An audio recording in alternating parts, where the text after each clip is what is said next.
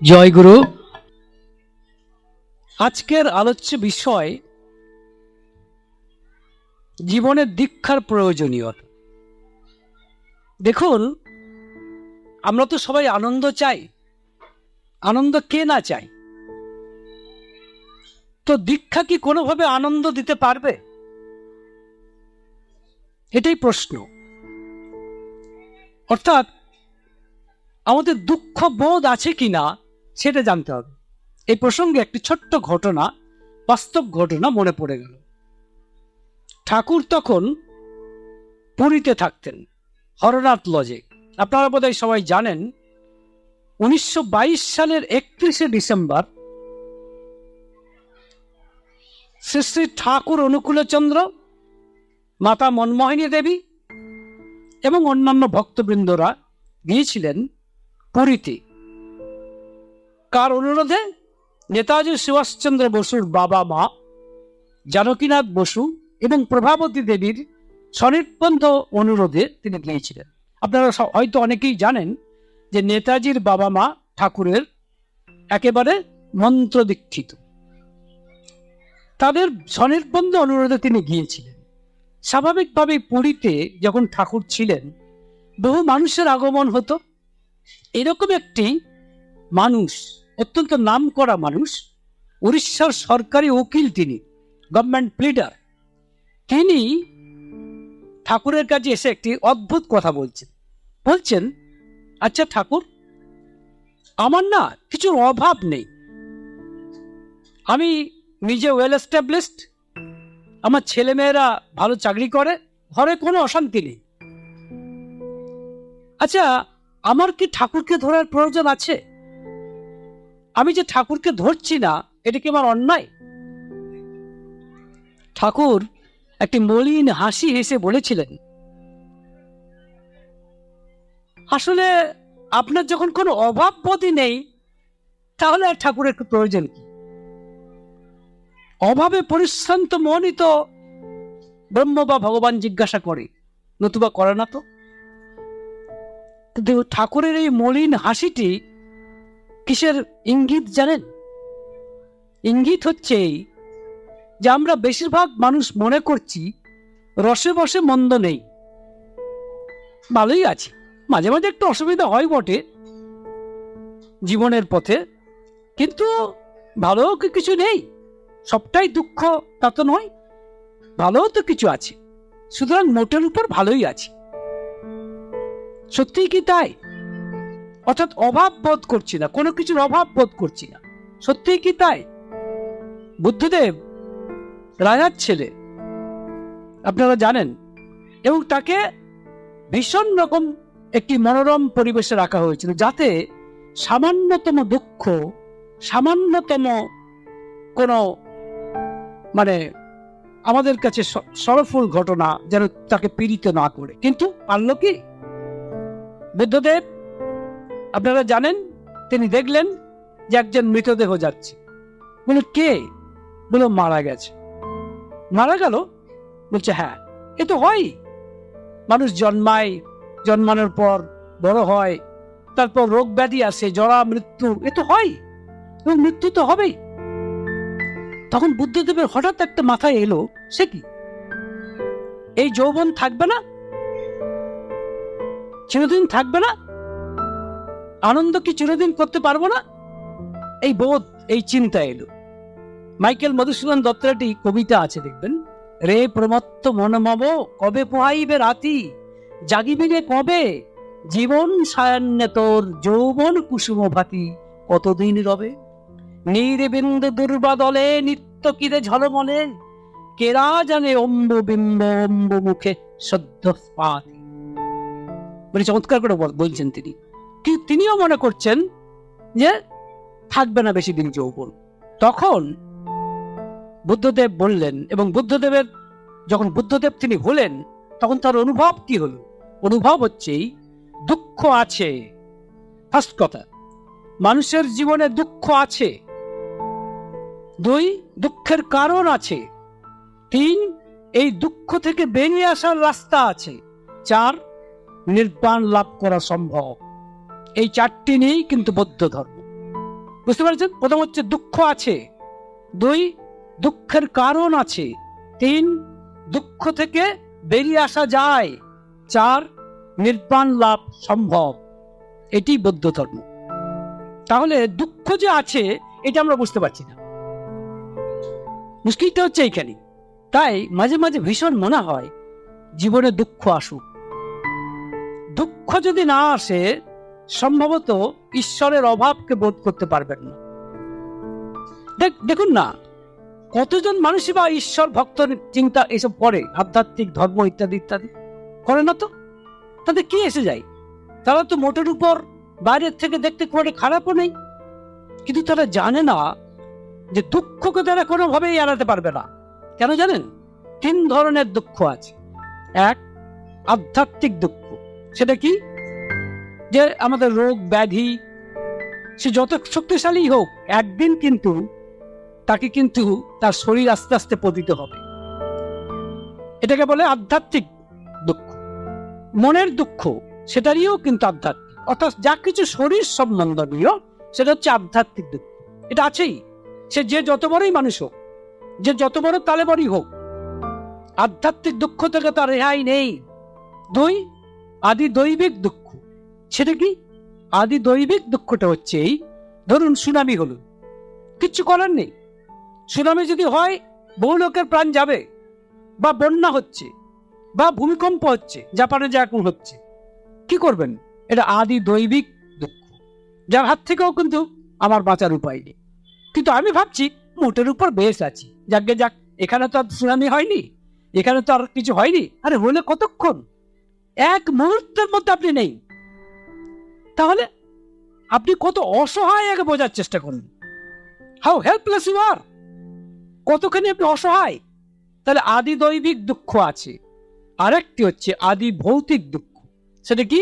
ধরুন লোকালয়ে বাঘ ঢুকে পড়ছে, বাঘ ঢুকে পড়লে কিন্তু 144 ধারাকেও ছাড়িয়ে যায়, ভয়ে মানুষ মরছে। এটাকে বলে আদি ভৌতিক দুঃখ। তাহলে এই যে ত্রিতাপ দুঃখ, এই ত্রিতাপ দুঃখ থেকে বার হওয়ার, মানে এই যে ত্রিতাপ দুঃখ থেকে বেরিয়ে আসার কোনো উপায় মানুষ জানে না, এবং এই ত্রিতাপ দুঃখকে সে অস্বীকার করতে পারবে না, কোনোভাবেই অস্বীকার করতে পারবে না যে আমার শরীর অসুস্থ হবে না, আমার মন খারাপ হবে না, আমার সুনামি হবে না, আমার ভূমিকম্পে আমি নষ্ট হয়ে যাব না। নোবডি ক্যান সে, কেউ বলতে পারবে না। আদি ভৌতিক, বা ধরুন বাঘ এসে তারা করবে না। বাঘ না হয় কলকাতায় না থাকতে পারে, কিন্তু কলকাতায় ইঁদুরের উপদ্রব আছে, বা ওরা অনেক জিনিসের উপদ্রব আছে। এগুলো সব আদি ভৌতিক এই দুঃখ। তাহলে এই ত্রিতাপ দুঃখ থেকে যদি বেরিয়ে আসতে হয় তাহলে কি করতে হবে? এটার উত্তর হচ্ছে এই তরতি শোকম আত্মবিদ, মানে হচ্ছে যে নিজেকে জেনেছে সে কিন্তু এই শোক থেকে, দুঃখ থেকে বেরিয়ে আসতে পেরেছে। বুঝতে পারছেন? যে নিজেকে জেনেছে সেই দুঃখ থেকে, শোক থেকে বেরিয়ে আসতে পেরেছে। এবং প্রশ্ন হচ্ছে নিজেকে জানা মানে হচ্ছে আমি যদি আপনাকে প্রশ্ন করি আমি কে, হু আর ইউ, বা আপনি কে, উত্তর কি দেবেন? উত্তর দেবেন এই যে এই দেহটাই আমি। শুধু কি তাই? শুধু কি দেহটাই আপনি? সম্ভবত নন। দেহের মধ্যে একটা মন আছে, আপনার একটা নার্ভাস সিস্টেম আছে, আপনার একটা মাথা আছে, আপনার সুতরাং একটা মন আছে। শুধু দেহ আর মন নিয়ে কি আপনি? না, দেহ মনের বাইরে আরেকটা জিনিস আছে। সেটা কি? আত্মা, যাকে বলি আত্মা, জীবাত্মা। ওই জীবাত্মা 3টে মিলে আমরা, আমি, দেহ, মন এবং জীবাত্মা। মনে রাখবেন সব থেকে ইম্পর্টেন্ট ওই জীবাত্মা। কেন? তিনি যদি, এখন এই জীবাত্মা যদি আমার মধ্যে না থাকতো তাহলে আমি কথা বলতে পারতাম না। যার শক্তিতে আমি শক্তিমান, যার চৈতন্যে আমি চৈতন্যায়িত, আমি তাকে অস্বীকার করতে চাইছি। আমি বলছি আমার দেহটাই আমি, আমার মনটাই আমি। নো, আমার এই আত্মাটাও আমি। এখন তাকে জানার চেষ্টা করো। নো দাইসেলফ, ইংরেজিতে বলে নো দাইসেলফ। তোমাকে জানার চেষ্টা করো। হু আর ইউ, আপনি কে? এই জানতে যদি চেষ্টা করেন তখনই আসবে প্রশ্ন, সত্যি আমি কে? এই প্রসঙ্গে তখনই কিন্তু ঈশ্বর ভগবানের কথাগুলো চলে আসবে। কেন? কারণ এই যে জীবাত্মার কথা বলা হচ্ছে, এটিকে আমি যতদিন বেঁচে আছি ততদিনের জন্যই সত্য না। আমি যখন ছিলাম না তখনও এটা সত্য ছিল, আজ বেঁচে আছি আজও সত্য। আমি যখন আমার দেহ থেকে চলে যাব তখনও সত্য। অর্থাৎ এটা পার্মানেন্ট জিনিস, এটা চিরস্থায়ী জিনিস, এটা ইটারনাল জিনিস, এটা কখনো নষ্ট হবার নয়, অপরিবর্তনীয় সত্তা। দেহটা হয়তো নষ্ট হতে পারে, এটাকে বলে পরিবর্তনীয় সত্তা। মনটা হয়তো খানিকটা নষ্ট হতে পারে, কিন্তু জীবাত্মা নষ্ট হবে না, সে কিন্তু চলতেই থাকবে। ঠাকুর বলছেন, ঠাকুর অনুকূলচন্দ অদ্ভুত একটি ডেফিনেশন দিয়েছেন আত্মার, বলছেন এনার্জেটিক রান, মানে চলমান একটি সত্তা, শক্তি সমৃদ্ধ চলমান সত্তা। আর এটাই হচ্ছে জীবাত্মা, যেটা ছিল, আছে, থাকবে। এইখানে তখন প্রশ্ন এসে যাচ্ছে ঈশ্বরের, ভগবানের। কেন? কারণ যদি এরকমটা হতো যে এই জীবনেই সবকিছু শেষ, যেটা আমাদের চারবাক বলছে, চারবাক মুনি বলে যিনি ছিলেন, যার দর্শন হচ্ছে চারবাক দর্শন, তিনি বলছেন দেখো বাবু, এই জীবনের বাইরে কিছু নেই, যা কিছু ফুর্তি ফার্তা সব এই জীবনে করে নাও, এনজয় ইয়োরসেলফ, তারপরে কিছু নেই তো। এবং এই চারবাক দর্শনে কিন্তু বিশেষ করে পাশ্চাত্য জগতের অনেকেই বিশ্বাস করেন, তারা জীবনটাকে ভীষণ উপভোগ করেন। এবং দেখবেন আমাদের দেশেও যারা ফিল্ম স্টার, তারা কি করে, যৌবন ধরে রাখার জন্য কি না করছে, কি না করছে, না দেহটাকে একটু ভালো করুক, আরো বেশি দিন থাকবে, আরো বেশি দিন সুন্দরী থাকবে, বা আরো বেশি দিন সুন্দর থাকবে। কিন্তু তুমি পারবে শেষ পর্যন্ত? পারবে তো? পারবে না, কিন্তু এটা সম্ভব নয়। তো পাশ্চাত্য জগৎ এই চারবাক দর্শনে বিশ্বাসী, তারা বলছে এই জন্মটাই। এবং সেই কারণেই আমার মনে পড়ে যে স্বামী বিবেকানন্দকে আমেরিকায় একজন সাহেব বলেছিলেন, স্বামীজি এই জীবনটা হচ্ছে কি জানেন, একটা কমলা লেবু, চুষে চুষে খান, উপভোগ করুন, বিশেষ করে যৌবনকাল। আরে আপনি এসব কি করছেন, সংযম দেখাচ্ছেন, এইসব ব্যথা করেননি, করছেন কি, যৌবনটাকে উপভোগ করুন, কমলা লেবুর মতো চুষে চুষে খান, যৌবন তো বেশি দিন থাকবে না। ঠিক মাইকেল মধুসূদন যিনি বলছেন যে রে প্রমত্ত মনমম, সেটা পরে, তার রিয়েলাইজেশনটা পরে হয়েছে। বলছেন তা যাই হোক, তাহলে কি বলছে, যৌবন বেশি দিন থাকবে না। তখন স্বামী বিবেকানন্দ কি উত্তর দিয়েছিলেন? অদ্ভুত উত্তর, অদ্ভুত সুন্দর উত্তর দিয়েছিলেন। বলেছিলেন, হ্যাঁ আপনি যা বলছেন সে তো ঠিক কথাই, আমিও তো চাই ওই কমলা লেবুটাকে চুষে চুষে খেতে, উপভোগ করতে, তবে আপনার মতো আমার তাড়া নেই, কারণ আমি জানি আমি অমর। এই যে অমৃতত্বের বীজ যদি জানতে হয় যে আমি ছিলাম, আমি আছি, আমি থাকবো, আমার এই দেহান্তেই মৃত্যু নয়, আমার মৃত্যুই শেষ পরিসমাপ্তি ঘোষণা করে না, আমি ছিলাম, আমি আছি, আমি থাকবো। তখন আবার মুশকিলে পড়ে যাই, সর্বনাশ, আমি যদি আমার মৃত্যুর পরেও থাকি আর এই জন্মের আগেও থাকি, তা তো সমস্যা, তাহলে তোমার চিন্তা করতে হবে। তখনই আসছে ঈশ্বরের কথা, ধর্মের কথা, বা যাই বলুন। ইনফ্যাক্ট তা যদি না হতো, একটি পার্মানেন্ট সত্তা, একটি চিরস্থায়ী সত্তা যদি না থাকতো, একটি ইটারনাল সত্তা যদি না থাকতো, তাহলে ভগবান, বিশ্বাস, ভগবান, ধর্ম, এর কোনো প্রয়োজন থাকতো। এই জন্য ঠাকুর, মানে আমাদের ঠাকুর অদ্ভুতভাবে এই জীবাত্মাকে বোঝানোর জন্য, আমাকে চেনানোর জন্য সব থেকে সহজতম রাস্তা বলেছেন, যেটা ভগবান শ্রীকৃষ্ণ বলেছেন। ঠাকুর যেন এটার উপর সব থেকে বেশি জোর দিয়েছেন। কেন? আপনি লক্ষ্য করে দেখুন, আজকে যে সত্যানুসরণটি পড়া হলো ভক্তি চ্যাপ্টারে, কি শুনেছেন একটি কথা? কি বলছেন বলুন তো? বলছেন ভক্তি থেকে আসে জ্ঞান। উল্টোটা বলেননি কিন্তু, ভালো করে ভেবে দেখবেন। কি বলছেন? মানে জ্ঞান থেকে ভক্তি আসে, এটা বলছেন নাকি? এখন মুশকিল হচ্ছে কি বলুন তো, এই জ্ঞান, জ্ঞান মানে কি না, আমি যুক্তি বিশ্বাস করি, আই বিলিভ ইন রিজনিং, আমি যুক্তিতে বিশ্বাস করি, আমি ওইসব মানে অনুমান এই ধরনের বিশ্বাস করি না। ভগবান আছে কি নেই তার ঠিক নেই। একজন বলছে, বুঝতে পারছেন, যে আমি ওইসব বিশ্বাস করি না। তাই বলে, হ্যাঁ ও আমি যুক্তিতে বিশ্বাস করি, আমাকে বুঝিয়ে দিন। এখন বুঝতে চেষ্টা করে দেখুন, চেষ্টা করে দেখবেন একটা সার্টেন জায়গায় গিয়ে আপনি থেমে যাবেন, আর বলতে পারছেন না। তখন তার মানে জ্ঞানের রাস্তাটা সহজ নয়। যুক্তি দিয়ে যদি আপনি বুঝতে চান তাহলে সহজ হয় না। সহজ হচ্ছে ভক্তির পথে এলে, স্যারেন্ডার করলে। কিন্তু মুশকিল হচ্ছে আমি তো স্যারেন্ডার করতে চাইছি না। বলে সে কি, গুরু গ্রহণ করবো, ও তো নিজেকে মাথা মরিয়ে দেওয়ার স্বামী, নিজের ব্যক্তিত্বকে আমি কারো কাছে মানে বিসর্জন দেব না। ইন্ডিভিজুয়ালিটি, ইংরেজ আজকাল বলে ইন্ডিভিজুয়ালিটি, আমার ব্যক্তিত্বকে কারো পায়ে আমি বিসর্জন দেব না। এরকম ছোট্ট কথা মনে পড়ে গেল, সমুদ্র থেকে জল উঠছে, জল বাষ্পভূত হয়ে বাষ্পের আকারে উঠছে। উপরে কি হয়, এই বাষ্পটা গিয়ে একটা বিন্দু জল তৈরি করে। এখন এই বিন্দু জলটা ভাবছে আর তো বেশিক্ষণ থাকতে পারবো না, আমাকে তো নিচে নামতে হবে, আর নিচে নামলেই তো সমুদ্র, সর্বনাশ। সমুদ্রে যদি আমি পড়ে যাই তাহলে তো আমার আমিত্ব বলে কিছু থাকবে না, আমার ইন্ডিভিজুয়ালিটি বলে তো কিছু থাকবে না। সে এই নিয়ে ভাবছে, যেমন আমরা ভাবছি, যেমন তথাকথিত তার্কিক, তথাকথিত যুক্তিবাদী, তথাকথিত র্যাশনালিস্ট, ইংরেজিতে বলে র্যাশনালিস্ট, তারা বলছে ভাই কারো কাছে মাথা নোয়াবো না, আমাকে আমার মতো থাকতে দাও, এ ধরনের কথা, গান টানো হয়েছে এই ধরনের কথা। দেখুন সমুদ্রের জলের ওই জলের ফোঁটার মতো সে ভাবছে সমুদ্রে যদি পড়ে যায় তাহলে আমি তো আমার আমিত্ব থাকবো, কিন্তু সে জানে না যে সমুদ্রে যদি পড়ে তবে সে তার মাকেই খুঁজে পাবে। কেন? কারণ তার উৎসই হচ্ছে মা, উৎসই হচ্ছে সমুদ্র।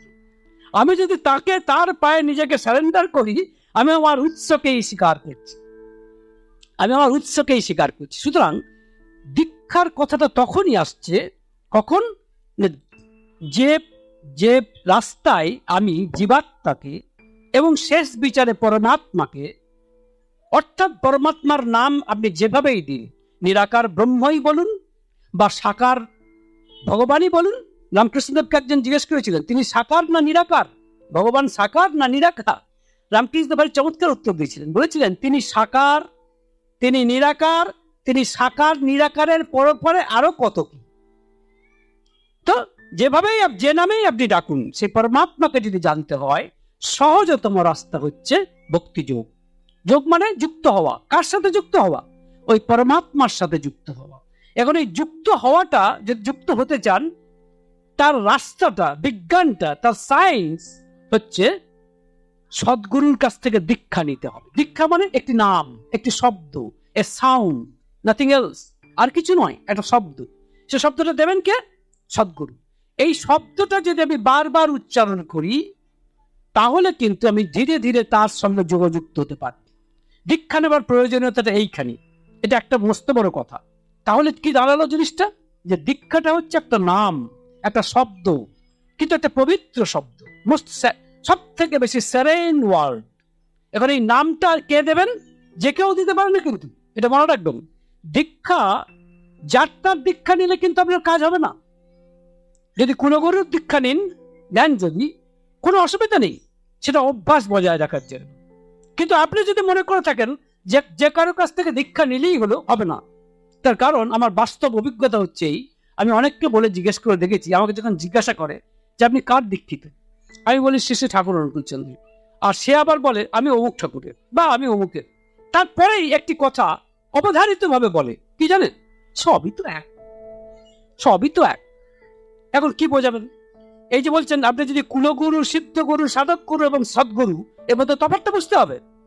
আপনি যদি একটা প্রাইমারি স্কুলের মাস্টারমশাই, সেকেন্ডারি স্কুলের মাস্টারমশাই এবং কলেজের মাস্টারমশাই এবং ইউনিভার্সিটির মাস্টারমশাই, সবাই তো আমাদের কাছে মাস্টারমশাই, তাদের কোনো সন্দেহ নেই, আমরা তো মাস্টারমশাই বলেই ডাকি।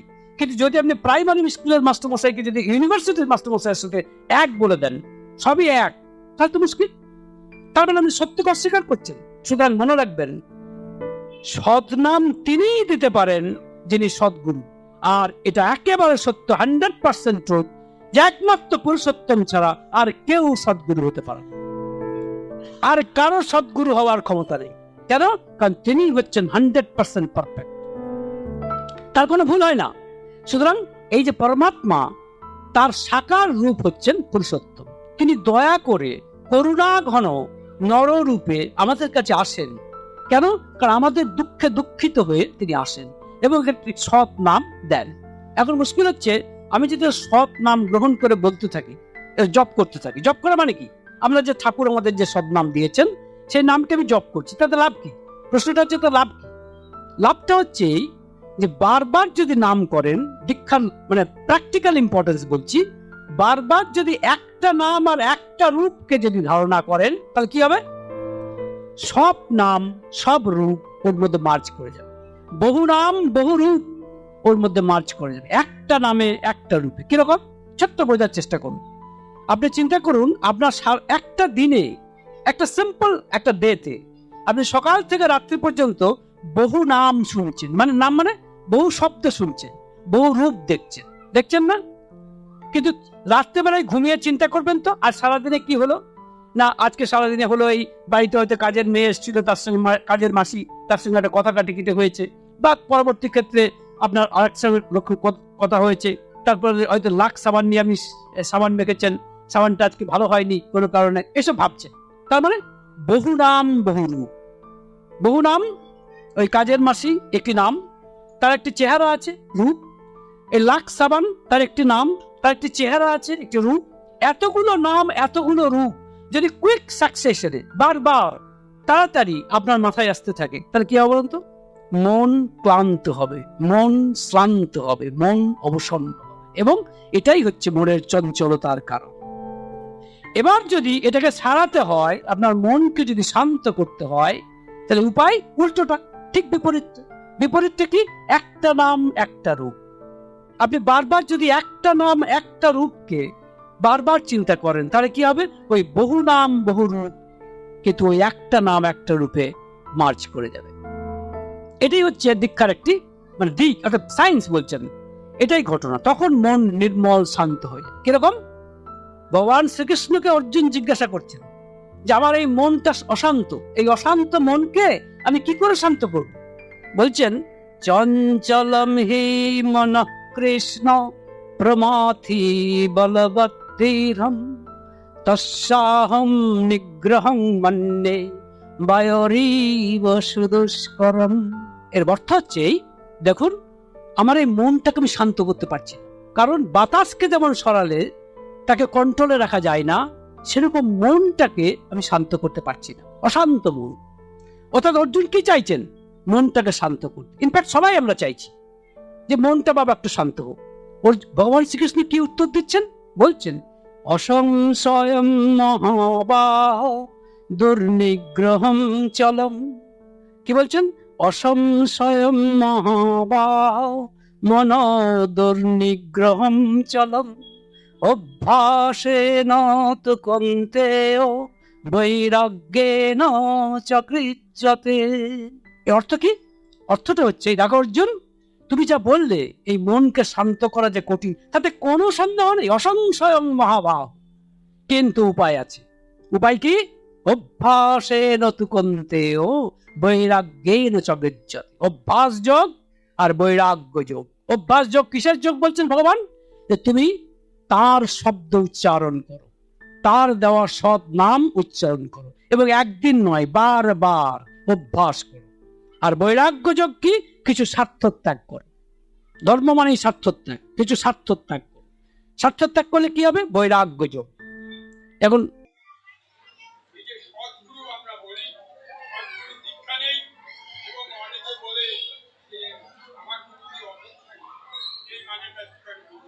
হ্যাঁ, ব্যাপারটা কি জানেন, এখন বিশ্বাস, উনি প্রশ্নটা করছেন এই, ওনার বক্তব্য এই যে অনেকে তো বলে, একটু আগে যেটা বললাম, আমি যদি বলি আমি শ্রী ঠাকুর অঙ্কুরচন্দ্রের দীক্ষিত, আরেকজন বলছে আমি অমুক ঠাকুরের দীক্ষিত, বা আরেকজন গুরুর কথা বলছে, এবং তার পরের কথাটা যেটা অবধারিত ভাবে সে বলছে, কি বলছে? বলছে সবই তো এক। এখন ওই দাদা বলছেন, জিজ্ঞেস করছেন, বলতে চাইছেন যে কেউ যদি বলে আমার কাছে আমার গুরুই সবচেয়ে বড়, এই যে কথাটা, এই কথাটা, এর কথাটার মধ্যে আবেগ আছে, কোনো সন্দেহ নেই, সেটা ভালো জিনিস। কিন্তু বাস্তবকে অস্বীকার করে মূঢ়ের মতো, ওই উটের মতো বালিতে মুখ গুজে দেওয়ার কোনো অর্থ নেই। আপনাকে বুঝতে হবে সত্যিকার সত্যটি কি, কিরকম, কাকে সদ্গুরু বলবো? উত্তর হচ্ছে তিনিই সদ্গুরু যার তিনটে গুণ থাকবে। নাম্বার ওয়ান, যিনি বিশ্বের সমস্ত অস্তিত্বের, বিশ্বের সমস্ত বৈশিষ্ট্যকে পালন করতে পারেন, পোষণ করতে পারেন। যে কথা আপনি বললেন, কোন এক বিশেষ গুরু, তিনি হয়তো কয়েকজনকে উদ্ধার করতে পারেন, বিশ্বের সমস্ত অস্তিত্বকে উদ্ধার করার ক্ষমতা তার সাধ্যাতীত, তার সাধ্যের মধ্যে নেই। রামকৃষ্ণদেব কি বলছেন? বলছেন দেখো বাপু, বাহাদুরি কাঠ দেখেছ? দেখবেন ঝিলম নদীতে, কাশ্মীরের ঝিলম নদীতে জলের মধ্যে বড় বড় কাঠ, বাহাদুরি কাঠ পাঠিয়ে দেওয়া হয়। বাহাদুরি কাঠ কিরকম কাঠ জানেন? তার উপরে যদি গরু বসে, মহিষ বসে, কিচ্ছু হবে না, ওকে ডোবাতে পারবে না। কিন্তু যদি একটা কাঠি, যেটা চলে যায়, শুকনো কাঠি যদি জলের মধ্যে চলে যায়, তার মধ্যে একটা কাক বসতে পারে, বেঁচে যেতে পারে, কিন্তু একটা গরু বা একটা মানুষ বসতে পারবে না, ডুবে যাবে। এটা বুঝে নিতে হবে। কিন্তু এটাকে যদি অস্বীকার করতে চান, তার মানে একমাত্র তিনি সদ্গুরু যিনি বিশ্বের প্রতিটি অস্তিত্বকে পোষণ এবং পালন করতে পারেন, কারণ তিনি বৈশিষ্ট্য পালি এবং পুরোমান হতে হবে। পুরোমান মানে পূর্ব যে সমস্ত পুরুষোত্তম এসেছেন, যেমন রামকৃষ্ণ, বুদ্ধ, যিশু, মোহাম্মদ, চৈতন্য, রামকৃষ্ণদেব, তাদের প্রত্যেকের দর্শনকে তাকে পূরণ করতে হবে। অর্থাৎ তার দর্শনের মধ্যে যেন তাদের পূর্ববর্তীকে খুঁজে পাওয়া যায়। যেরকম ধরুন গ্লোব বা ম্যাপ, সেখানে যেমন সারা বিশ্ব ব্রহ্মাণ্ডকে দেখা যায়, ঠিক সেরকম তার মধ্যে যেন সমস্ত পূর্বতন পুরুষোত্তমদেরকে দেখা যায়। দুই, যে তিনি যা বলেন তা তিনি নিজে বাস্তবে করেন কিনা, নিজের জীবনে সেটা করেন কিনা, নাকি শুধু উপদেশের স্তরেই রেখে দেন। অর্থাৎ তিনি আচার্য কিনা, যা তিনি আচরণ মানে বলেন সেটা তিনি আচরণ করে দেখান কিনা। অর্থাৎ একই সঙ্গে তিনি সদ্গুরু যদি হন, তাহলে তিনি আচার্যও বটেন। একই সঙ্গে যিনি আচার্য, সদ্গুরু এবং পুরুষোত্তম, তিনি একমাত্র আপনার কি বলে সদ্গুরু। এখন যদি প্রশ্ন করেন আমার গুরু সদ্গুরু পুরুষোত্তম নন আর আপনার গুরু পুরুষোত্তম, তা কি করে প্রমাণ হয়? এর উত্তর হচ্ছে ভগবান শ্রীকৃষ্ণ বলছেন যে, কি বলছেন, মানে ভগবান শ্রীকৃষ্ণ গীতাতে বলছেন, দেখো প্রথমে কাছে আসতে হবে, you have to come close মানে উইথ হিম। আগে কাছে আসতে হবে, তার সঙ্গ করতে হবে। সঙ্গ করার পর ধীরে ধীরে তুমি বুঝতে পারবে, একদিনে হবে না। কেউ কেউ পারে, যাদের উচ্চ আধার আছে তারা পারে। সুতরাং এই জায়গাটারই প্রশ্ন আসছে, যেটা আপনি বললেন সংক্ষিপ্ত ভাবে, এই উত্তর হচ্ছে এই। এবার যে কথাটাই আসতে চাইছি, তাহলে দীক্ষার প্রয়োজনীয়তাটা কিন্তু ঠিক এই জায়গাতেই, যে একটি সৎ নাম এবং সৎ রূপ আমি বারবার করছি। কিন্তু প্রশ্ন করতে পারেন, আচ্ছা এমন একটি শব্দ, এমন একটি রূপ যদি আমি করি, তাহলেও তো সব নাম সব রূপ লীন হয়ে যাবে। ধরুন একটা কোকা কোলার বোতলকে নিয়ে যদি বলি কোকা কোলা, কোকা কোলা যদি বলতে থাকি, তাহলে হবে? হবে না। কেন? কারণ নামটিকে হতে হবে আধ্যাত্মিক জগতের সর্বোচ্চ স্তরের নাম, হায়েস্ট লেয়ারের নাম হতে হবে। একমাত্র সদ্গুরু ছাড়া হায়েস্ট লেভেলের নাম কেউ দিতে পারেন। প্রশ্ন করতে পারেন কতগুলো নাম, আমি বলা উচিত নয় সর্বসমক্ষে, তবে বলছি, যেমন ওম একটি নাম, কিন্তু এই ওম বা কৃষ্ণ একটি নাম, কিন্তু মনে রাখবেন এগুলি ভাবাত্মক নাম, বা কোনো কোনো ক্ষেত্রে এগুলি হচ্ছে রূপাত্মক। কিন্তু আমাদের নাম ধুনাত্মক, মানে এটা একটা কম্পাউন্ড, শব্দের কম্পাউন্ড, যে শব্দ নিয়ে বিশ্ব ব্রহ্মাণ্ড সৃষ্টি হয়েছে, যেটাকে বিগ ব্যাং থিওরি বলছি। সব্যসাচী যেটা বলছিলেন আমি সায়েন্সের লোক, হ্যাঁ নিশ্চয়ই সেই দাবিতেই বলছি। এই যে সব থেকে বড় যে আবিষ্কার বিগ ব্যাং থিওরি, বলছে সারা বিশ্ব ব্রহ্মাণ্ড একটা শব্দ করে সৃষ্টি হয়েছে। সে তো আমাদের উপনিষদ বলেছে ওম শব্দ, প্রথমেই আমরা বলছি ওম। কেন? তাহলে শব্দ।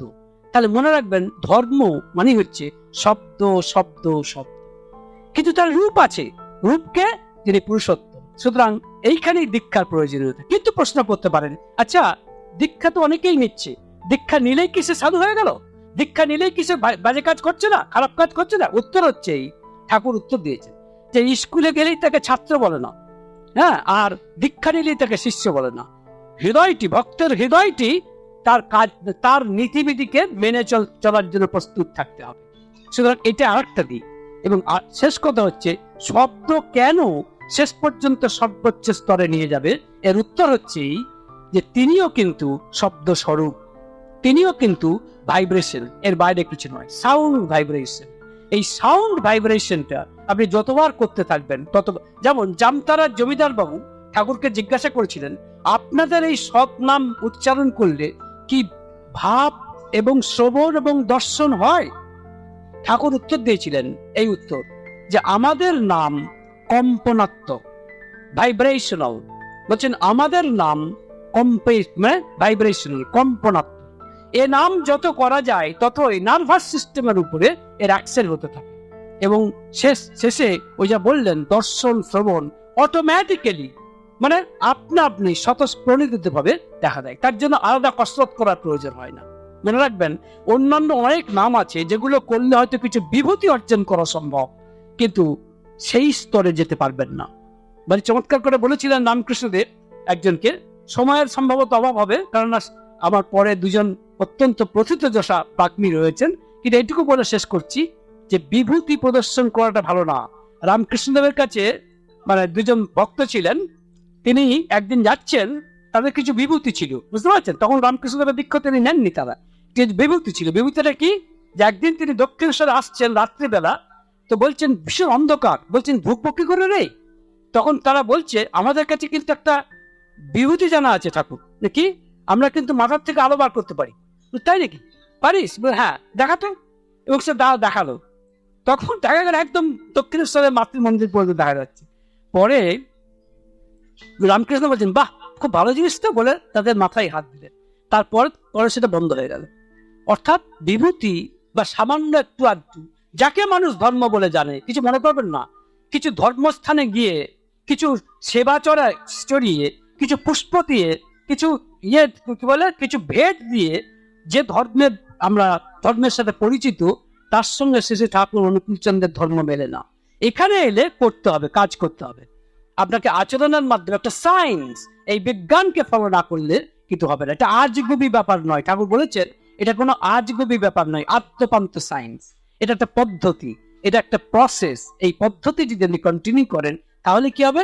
ওই শেষ একটা কথা বলি, শেষ করবো। একটু আগে আপনারা জানেন কোতবন্ধ বিশ্বাসের গান গাও, ফিরে এসো ওগো প্রাণের দেবতা আমার, তারই একটি গান। সেটা কি? এসো অনুকূল চন্দ্র হৃদয়ার এসো অনুকূল চন্দ্র নয়নানন্দ জীবেরও জীবন হরি। তিনি আমার কাছে জীবন হরি রূপে এসেছেন। তারপরে তিনি বলছেন কান্ডারি তুমি এসো এসো আমার জীবনের তরিতে বসো, আমার মানব জীবন সফল করি তব চরণ শিরে ধরি। কাজেই শেষ হচ্ছে এই যে তার চরণকে যদি আমার মাথায় ধরে যদি আমার সেই জীবন হরিকে স্মরণ করি, সাকার পুরুষোত্তমকে, শেষে ঠাকুর অনুকূলচন্দ্রের এই বড় তনুর রূপটিকে যদি আমার মনের আয়নায় দেখতে থাকি, আর তার দেওয়া সৎ মন্ত্র যদি প্রতিনিয়ত যথাসম্ভব, যে কারণে বলা হচ্ছে সতে নিরবিচ্ছিন্ন যুক্ত থাকার চেষ্টাকেই ভক্তি করে। চেষ্টা কথাটা কেন ব্যবহার করা হচ্ছে? কারণ আমি চাইলেই সবসময় করতে পারবো না, কিন্তু চেষ্টাটাই যথেষ্ট। ওই চেষ্টাই তোমাকে নিয়ে যাবে, ওই অম্লান চেষ্টাটাই। তাহলে দেখবেন মানব জীবন আপনি সফল করতে পারবেন। ভালো থাকবেন।